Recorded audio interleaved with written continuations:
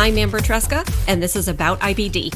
It's my mission to educate people living with Crohn's disease or ulcerative colitis about their disease and to bring awareness to the patient journey. Have you ever wondered about what's in your microbiome? We hear a lot about how the bacteria that's in the gut of someone that lives with IBD is different from the bacteria in the gut of someone that doesn't have IBD. This is a major area of study because it may help researchers not only in developing new treatments, but also in better understanding IBD overall, including the causes. And as it turns out, the IBD community can help get this research moving forward. How can we do that? Well, the answer is pretty simple. We need to hand over our poop for study. That's why I asked Arielle Radin, Director of Clinical Research for Gali Health, to talk to me about the Footprints program. The Footprints program is an ambitious research project that is going to sequence poop and saliva from IBD patients. It's being used in conjunction with the Gali Health app, which is made especially for IBD patients to track their symptoms and connect with other people who live with Crohn's disease or ulcerative colitis. Participants in the Footprints program will get access to some information about their microbiome. They can then look at the changes over time and see if there are any trends with the symptoms that are kept in the Gali app. It sounds pretty amazing, which is why I signed up for the program. And now you can hear all about it from Arielle Radin, who answers my questions about Gali Health and the Footprints program, and on a personal note, tells us a little about what it was like to get married during the pandemic. Arielle, thank you so much for coming on the show and talking to me about Gali Health. Thanks so much for having me, Amber. I'm excited to talk to you for a variety of reasons, but also because you have a long history of working in the IBD research community. You are currently the Director of Clinical Research for Gali Health. But before that, you were the Clinical Research Coordinator for the Division of Gastroenterology at NYU's School of Medicine. Mm-hmm. Why don't you tell me a little bit about what your role was like at NYU? Yeah, so it was after college, and I knew that I wanted to get clinical research experience. And to be completely honest, I did not know anything about Crohn's or colitis before that job. I also had never heard of the microbiome, but somehow this job opportunity landed in my lap. And so I became a clinical research coordinator, specifically for Dr. Leanne Chen, who is an IBD specialist at NYU Langone. As well as Dr. Martin Blazer, who's, I'm sure a lot of people have heard of him. He's a microbiome guru. So my first introduction to the microbiome was from him. So that was pretty awesome. And essentially, I was the person, interfacing with patients, meeting them, recruiting them, trying to convince them to give us their stool samples. And we would recruit them into our longitudinal observational research studies. So essentially what that involved was I would meet them usually in a clinic appointment, catch them before they started taking any kind of medication, and try to see whether or not the microbiome was a predictor of treatment response.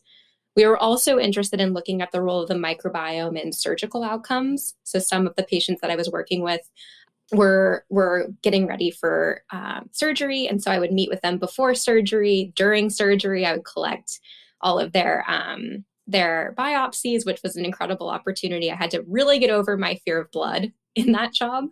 I would go with them to their colonoscopies and collect research biopsies as part of their colonoscopies. So I really got like a pretty intense, in-depth experience when it comes to IBD. And I was there for around 3 years before starting my PhD. That's interesting. It almost sounds a little bit like you were an IBD concierge. Yes, I knew everything. I was involved in pretty much every aspect of our participants' clinical lives and sometimes personal lives.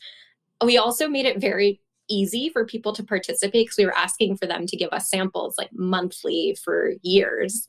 And so I would go all over the tri-state area on boats, like going to Staten Island, like ferries. I would rent cars, driving to people's homes. I would be on the subway, and we would use these little like NYU Langone lunch boxes with freezer packs. And I would go pick up stool samples from people's homes and bring them back to the lab and process them. So I was like the ultimate poop collector for 3 years. That's fantastic. I'm trained in phlebotomy too. So I would also get blood samples from them at their clinic appointments. So I got blood, stool, and research biopsies. So intestinal biopsies. Yep. Oh my gosh, I have so many questions just about this. So that's amazing. I'm glad I asked this question because I don't think that's what I would have thought that a research coordinator would be doing. Me neither. Also, so you're trained in phlebotomy, but then you said something about getting over a fear of blood. What?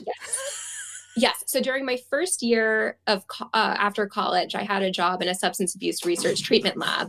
And as part of that job, I had to learn how to draw blood. And I fainted during the training just when they started putting the tourniquet on. That's where I started.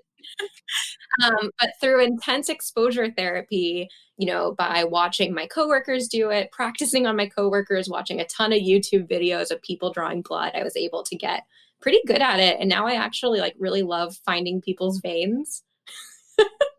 I feel like a vampire. That's fantastic. I love that. Did you do that sort of desensitization training on your own, or did you have help? No, that was all me. I was basically told that in order to have this job, I had to draw blood. And so I did it. And I'm really glad I did, because then when I left that job, because ultimately that wasn't my passion, and I started at NYU, it was actually a real perk to them that I had already been trained, so that they didn't have to go and pay for all that training and deal with all of that. So I came into the job being able to draw blood, which is really helpful. That's amazing. Thank you for sharing that with me. And we've unfortunately never met in person. No, I know. It's crazy. Yeah. So now I'm like, when we meet in person, the first thing I'm going to do is show you my arms, because I will be interested, because I'm difficult. Oh, me too. You can't even find mine. That's probably why I faint, because every time they try to draw my blood, it's multiple sticks. It's challenging.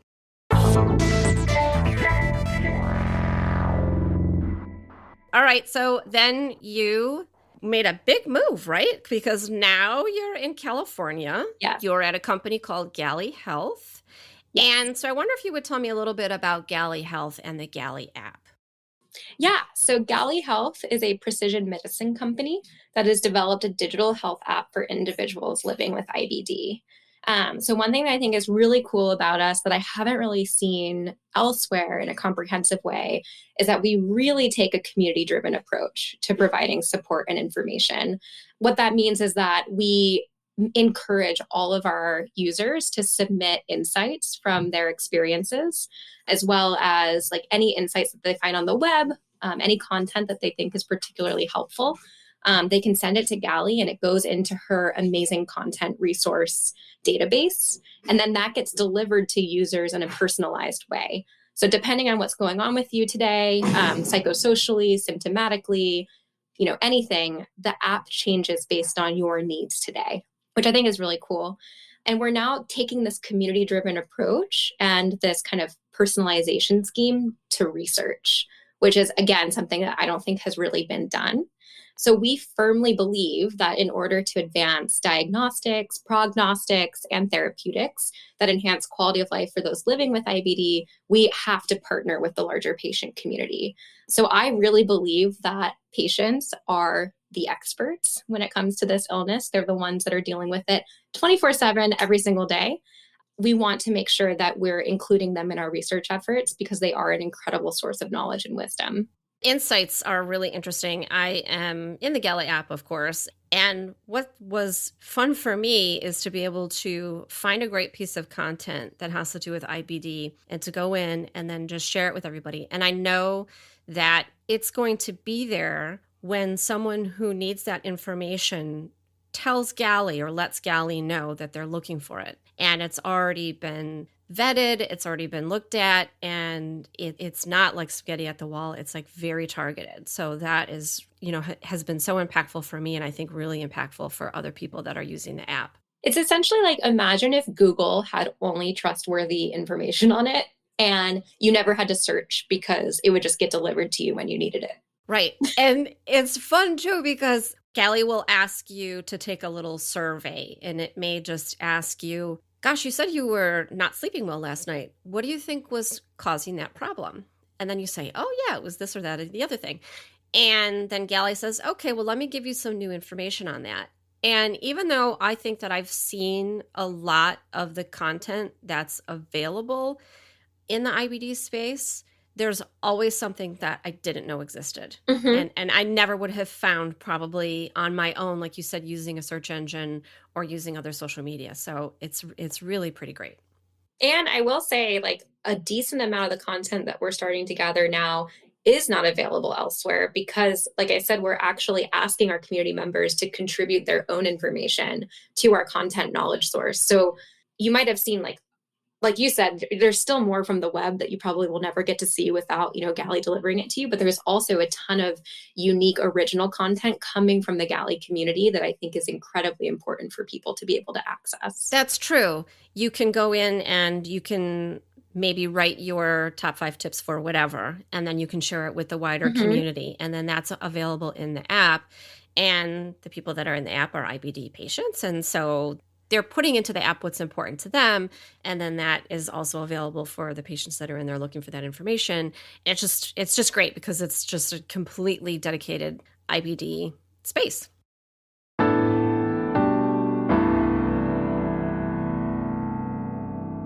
Gali is also starting some research that is coupled with the app.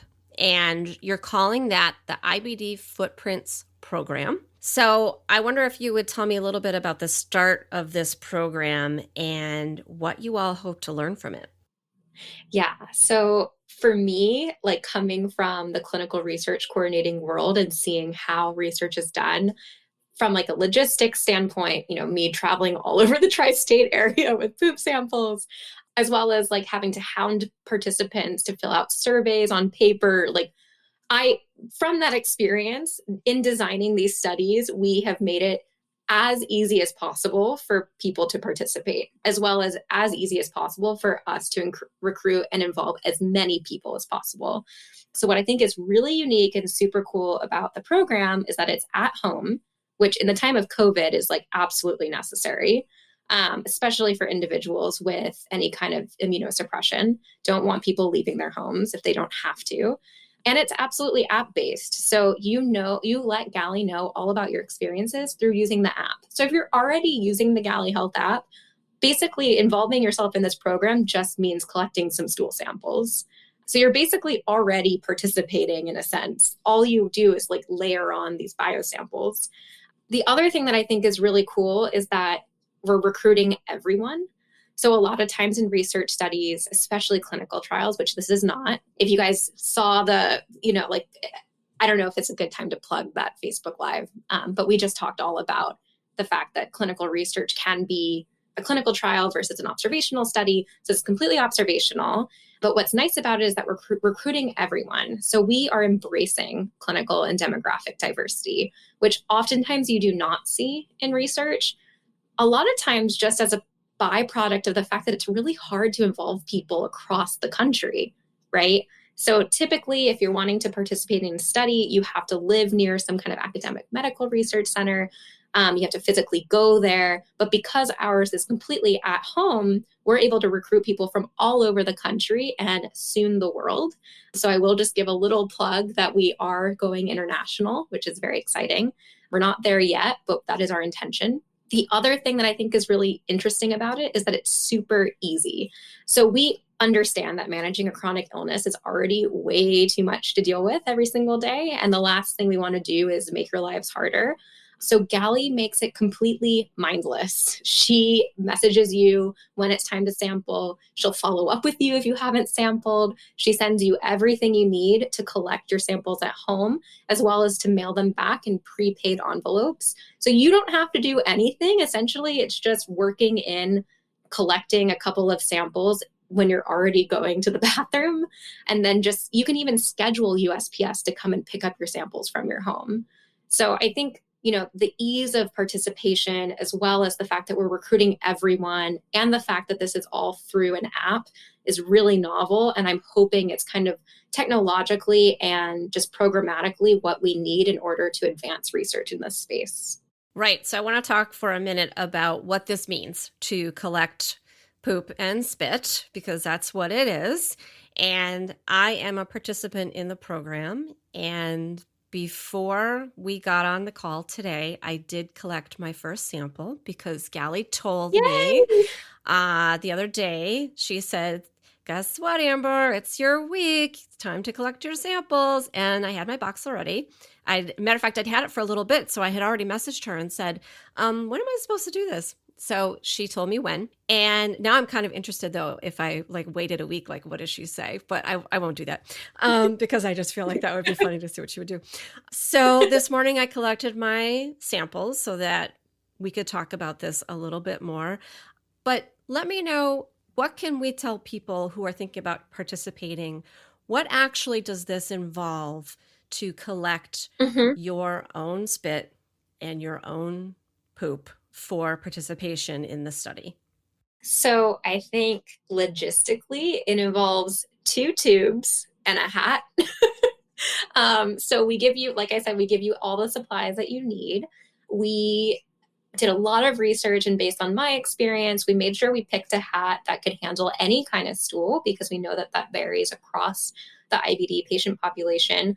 A lot of microbiome studies give you a little flimsy envelope that you attach to your a flimsy little piece of paper that goes in your toilet. Really? And yes. And of course that would be easier for us to send than the big bulky hat.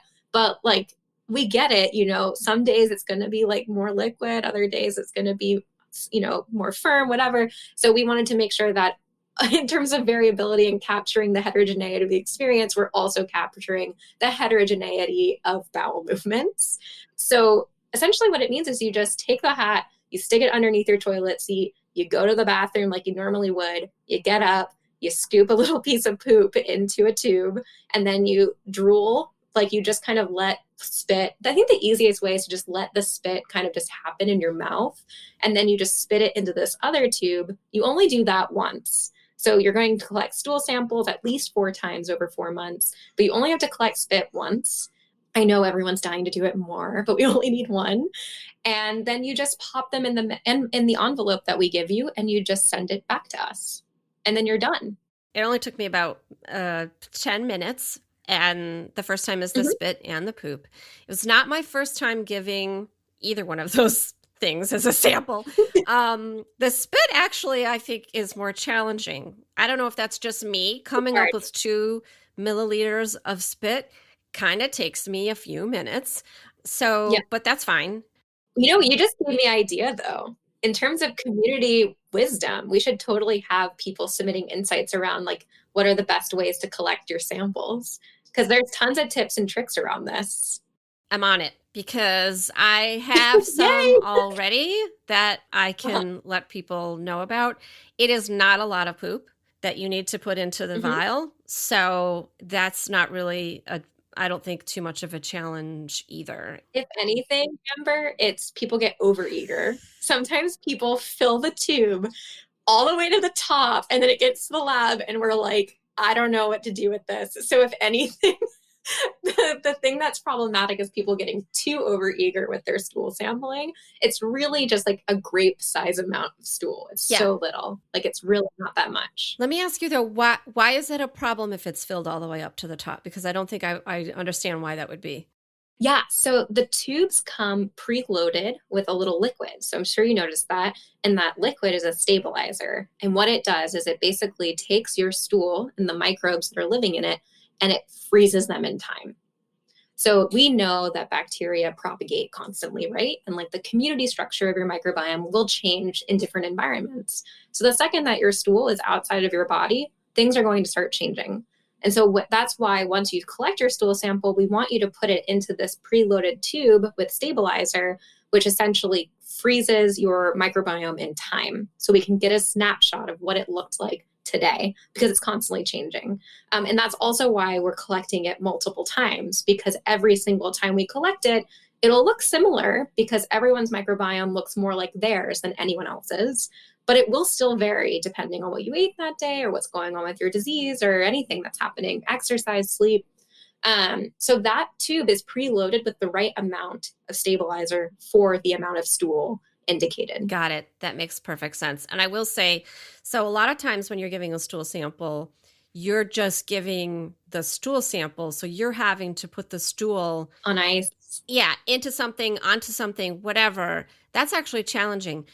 Being able to use what's essentially like a little spoon and then scoop in the poo and then you put it in that liquid actually kind of makes it a little bit easier because you kind of stick it in there and you like shake it off a little bit and then get your next scoopful and whatever. And it's not a lot. It's only a couple of scoopfuls, I did find it easier than other collection methods that I have used in the past. And there's been a few.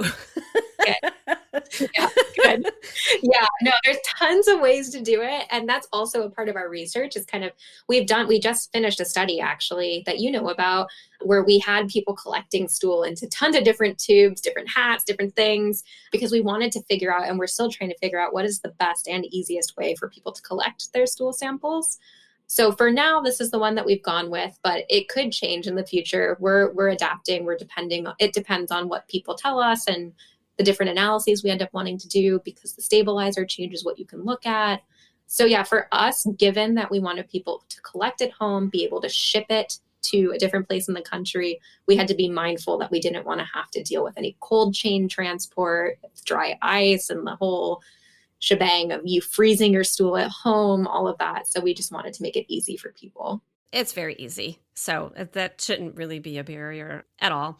And most of us are used to giving samples for a fecal calprotectin test or something like that anyway. So this is not really a big deal. And unlike the fecal cal test where you've got to collect it and then you've got to take it to the lab and then hand it to somebody, like this is all done in your own house. You put it in an envelope. Because we're in the middle of a pandemic and I never get to drive anywhere, I'm going to actually drive over to the post office to drop it in the box today. This is an excuse to get somewhere. Totally an excuse to just leave the house and like drive around the neighborhood. So that's what I'm going to do. Yeah. So now that we've told everybody how easy it is, we need to tell everybody how they can get involved in the Footprints program. And what kind of patients are you looking for? I mean, if you're post-surgical, if you're on medication, if you're flaring, if you're not flaring, who can get involved? We want, and when I say this, I'm literal, like we want everyone to participate in this study. We have very big dreams for where we're going. We want to push the boundaries. I think given the technology today and the amazing kind of research platform that we're creating in our app, it really allows us to involve an unprecedented number of participants. And also, as you know, like IBD is so variable depending on who you are, what your disease experience is. Not only is it different for you versus someone else, but like I was saying, like day to day, your IBD is different. So we really want to capture everyone and sample them multiple times because I think otherwise we won't really get a true picture of what this disease looks like. So it doesn't matter if you have an ostomy, if you have a J pouch, like any of that, Gali will send you a very long but manageable survey that gets at your clinical history. Amber, that one is going to be coming for you. Awesome. So look forward to it. So we are able to kind of, make sure that we know everything about everyone participating. And then instead of excluding individuals based on those variables, we want to actually study them based on those variables. It's super easy to sign up. So as part of, 50% of this program is collecting stool samples. The other 50% is filling out your health monitor and your treatment monitor in the Gali Health app. So you absolutely have to have the Gali Health app in order to participate. So the easiest way to do it is to just get the Gali Health app, and then you can just chat to Gali saying, hey, I want to join the IBD footprint study. And then once you send that to her, she will, confirm your email address with you and get you a consent form right away. And then she'll ask you your address to make sure she knows where to send your kits to, and then you're good to go. We only ask that you at least fill out your monitors twice a week when you're in the study. Although, as you know, if you fill them out more than that, you get a comprehensive check-in report every 2 weeks, which is really cool. So you need to do those at least 5. You need to have at least 5 monitors for us over 2 weeks for us to be able to give you, an actual comprehensive report that shows you trends in your symptoms over time, as well as how that relates to lifestyle things like sleep and exercise. So it's really in your best interest to just use the Gali Health app as much as possible. It also ends up triggering the types of content you get in your feed, which is what you were talking about earlier. But if you, need a little bit more time, you want to read the consent form before signing up with the app, even though it's free, that's totally fine too. We have a really great website. It's just galihealth.com/IBD-footprints. And on that page, there's a little form you can fill out that says you want to register, and then we'll send you the consent form without you having to download the app. So that way you can read it before downloading if you want to. Right. Perfect. Yeah. So we'll absolutely link to that in the show notes and from my website when I put this episode up on my website. Thank you so much for explaining all of that. I will say that filling out the monitors, it's pretty easy. Gali just gives you a notification on your phone and she says, hey, come on in and tell me how you did today. And then you go in and you put in how you're doing, just basic symptoms. You can customize the symptoms based on what you're dealing with and how your IBD is presenting. And so you answer these questions, and then it's really fun too, because Gali's like, yay, thank you so much. And then she'll tell you, okay, you've now completed 5 monitors. And if you complete 5 more, this is what's going to happen. And the amount of information that I can give you at the end of the reporting period. And what's nice about it is that you get like a trend line of, for instance, your sleep. So when I'm tracking my sleep, the nights where I said, oh, this was not so good, and the nights where I said, oh, this was better.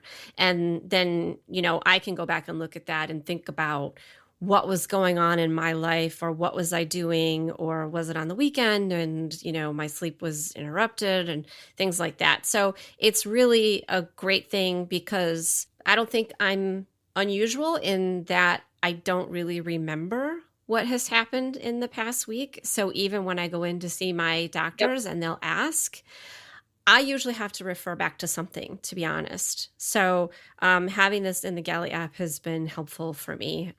Yeah, we've actually gotten a lot of feedback that users say that they'll bring their check-in reports with them to their GI appointments because it's just helpful to have a record. You're saying this is how I've been feeling, but there's something nice to have that objective quote unquote evidence that you can present, like, hey, look, no, these are the things I've been experiencing over the past 2 weeks, whatever. And what's really cool is you can actually, it's set up so that it automatically gives you a check-in report every 2 weeks. But if you ever want one for a different period of time, you can always just chat to Gali and ask her for one, and she'll just generate one for you on the spot. Oh, that's perfect. Yes, exactly. Oh, I'm going to totally do that. That's so useful, especially before I go in to see my physicians. They're always annoyed at me because they'll ask me, how many times do you go to the bathroom a day? I'm like, I don't know. I don't count. Yeah. But I tell Gali, so Gali knows. So Gali can be the keeper of all of that. Gali can be the keeper. I don't have to keep it in my brain. The less I have to have in my brain, the happier I am. Yeah.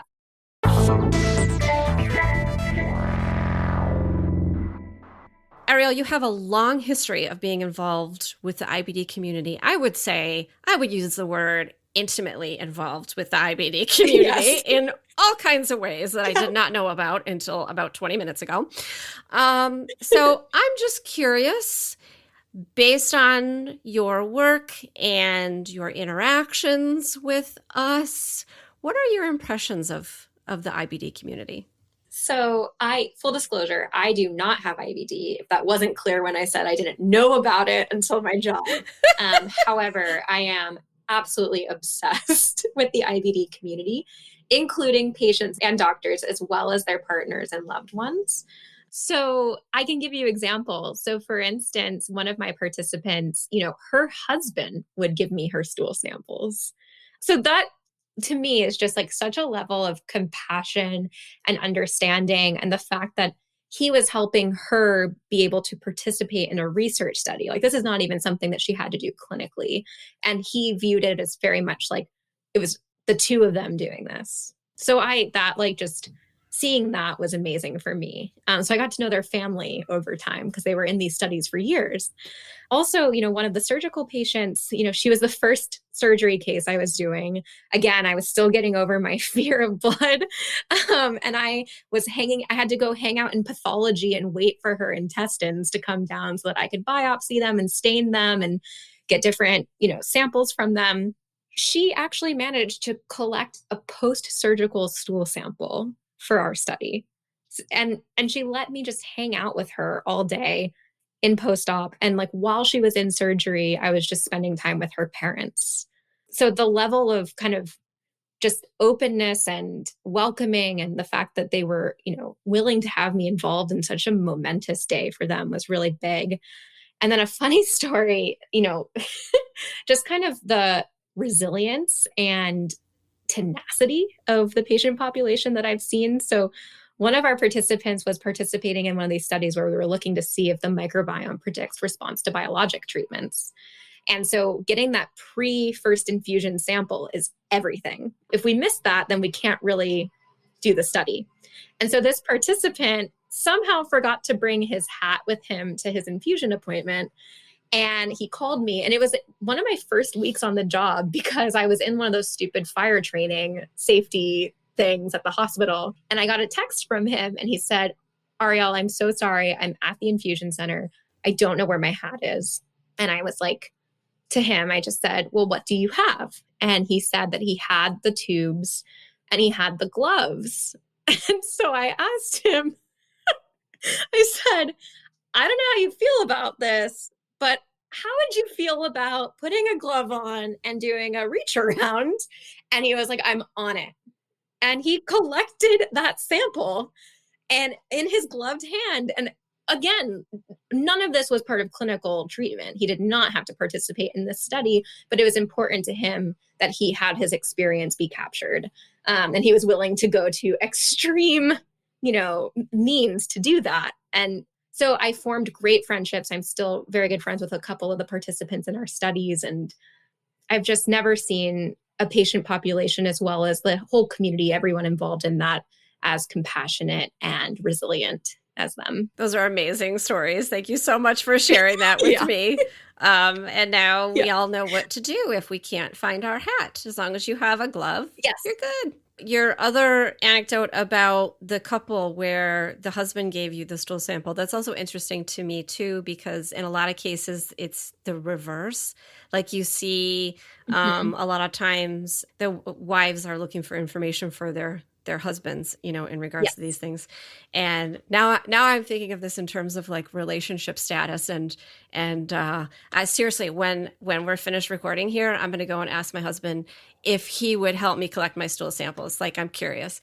Definitely. Yeah. And we actually, as part of our study, we ask if people are partnered because I think that it makes a difference. And I don't know, we'll see, but I really do think, I'm a health psychologist. That's what I'm getting my PhD in. And social relationships are huge. And given that this disease can be so isolating, finding your people who get you and support you and just are there for you, whether it's pooping or anything, I don't know. Like, I would hope that we're going to talk about this. I just got married and I would hope that if I needed help with a stool sample, my husband would help me because everybody poops. Everybody poops. Look, I've been married 20 years, so I'm going to go and ask my husband seriously after this, and I'm just curious as to see what he would say if I come out of the blue. Truthfully, though, I mean, it's not out of the blue because of who I am and what I do. That he probably would is not going to bat an eyelash, but I'm going to ask him. So tell me though, because you just got married in the pandemic. Yes. The pictures looked amazing, but tell me what that experience was like for you. It was incredible. So unlike most couples, it wasn't like our wedding got canceled. So we were supposed to get married next summer. But a lot of my friends were getting married this summer and they had to postpone their weddings for a year. And I think Joe is my now husband, we were talking and we were just, given that things are not looking like they're getting better anytime soon, we didn't want to just wait a year to have to wait another year. And my thoughts are the whole point of having an engagement period is to be able to plan a wedding, and we still can't. So ultimately, we decided to elope at the Santa Barbara courthouse, which was incredible. We did it on the 4th of July. So the courthouse was obviously closed because it's the 4th of July and because it's the pandemic. But my husband is a lawyer and he clerked for one of the judges during law school there. And so the judge agreed to marry us, and he literally had the key to the courthouse, opened up the courthouse for us to go in there. Of course, as we're entering, there's a security guard comes up. He's like, "Hey, what are you doing here? This is closed to the public." And the judge was like, "No, I work here. I have a key." And so we were able to secretly go in this courthouse and get married. And all of our close family was on Zoom. So we were in front of a laptop with the judge. But I think it was incredible. It was definitely not how I envisioned getting married. And hopefully one day we'll actually have a real wedding. We still intend that. I think my parents would kill me if I didn't have a real wedding. But there was something very special about having that moment where it was just the two of us and being able to, because that's really what it's all about anyway. I'm so glad that I asked you about it because that's fantastic. And also, I just want to say you did have a real wedding. That was a real wedding. So yeah, congratulations. It's all the real parts of the wedding. And I always think of it in terms of, I mean, the wedding, honestly, there's so much focus on that. And this is just completely my own personal opinion. There's a lot of focus on that. But it's the marriage that really needs the focus. So you did something that was special to you. You're going to have an amazing story to tell for the rest of your lives. And you guys looked fantastic. You looked like you had a great day anyway. So just congratulations to the two of you. And thank you. Maybe find out if he would collect stool samples for you.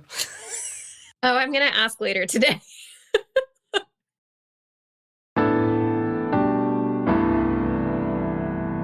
Arielle, what are your 5 reasons as to why you should take part in the IBD Footprints program? Okay, reason number 1, Gali is your personal health assistant. So Gali is an app for your phone that helps you track your IBD. Every day you enter some information about your symptoms, and Gali gives you a regular report so you can keep tabs on your IBD.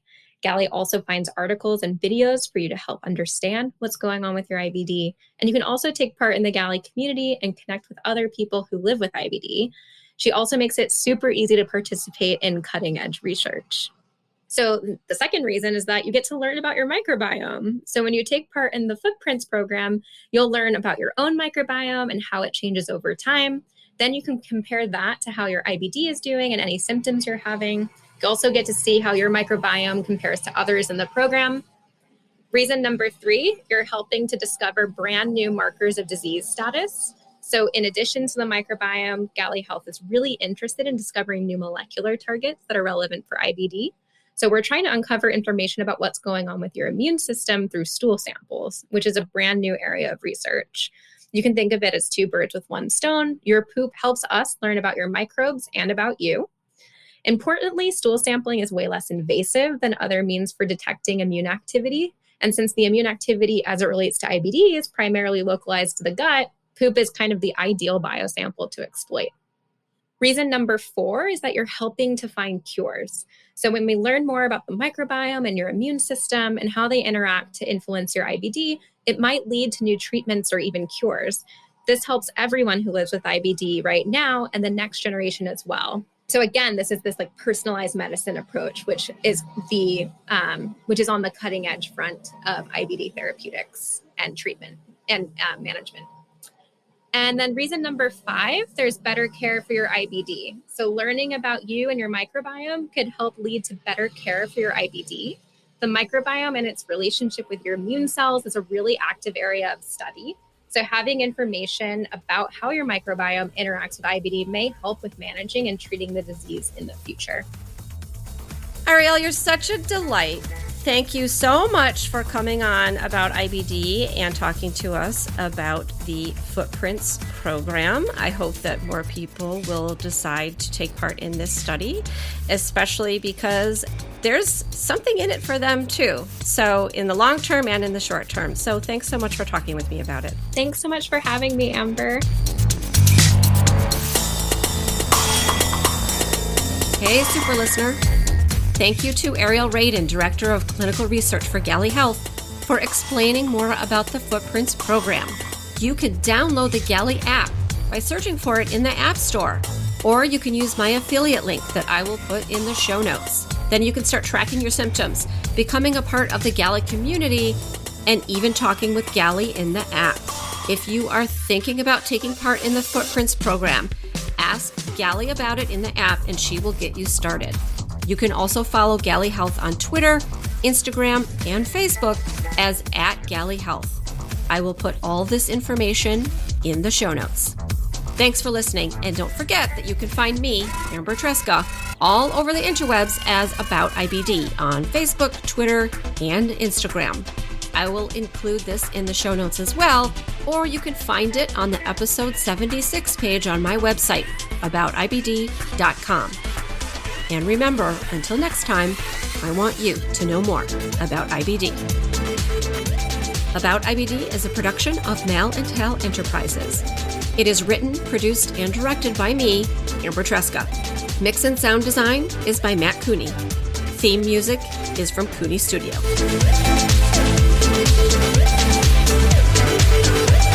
I'm taking you into my bed now. Oh, perfect. We're getting intimate. Now that we're getting intimate, it's IBD After Dark. Okay. Yeah.